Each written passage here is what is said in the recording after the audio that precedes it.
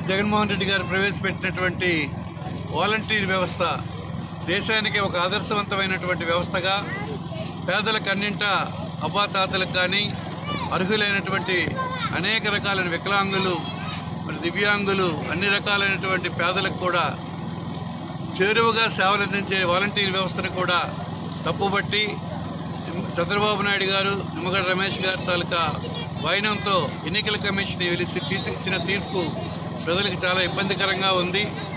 మరి దౌర్భాగ్యమైనటువంటి చంద్రబాబు నాయుడు గారి నిర్ణయాలు ఈవేళ వ్యవస్థలో అనేక రకాలైన ప్రజలకి కష్టాలు పాలు చేస్తుంది.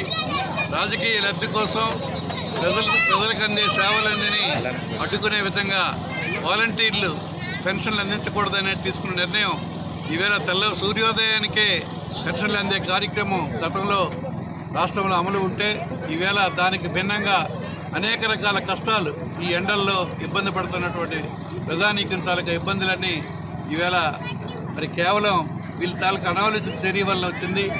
మరి ఎన్నికల కమిషన్ వారి తాలూకా విన్నపం మేరకు మరి ఎన్నికల్లో వాళ్ళ నిబంధనల ప్రకారంగా వాలంటీర్ వ్యవస్థ ద్వారా ఈ పెన్షన్లన్నీ అందించకూడదని చెప్పే నిర్ణయం చాలా విచారకరమైన విషయం.